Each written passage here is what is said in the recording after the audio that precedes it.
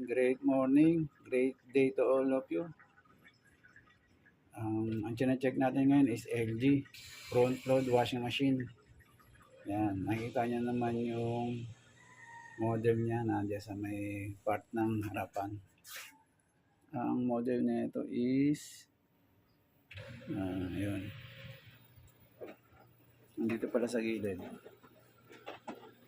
Yan, andyan yung pinaka-model niya. Yan yung pinakalagay ng sabon. Yan, lagay ng sabon, lagay ng detergent. Ayun yung pinaka-heater niya. Yan. Ang problema na ito, nag-FF. Pero nabutan namin kanina siya, sobrang dami ng sabon.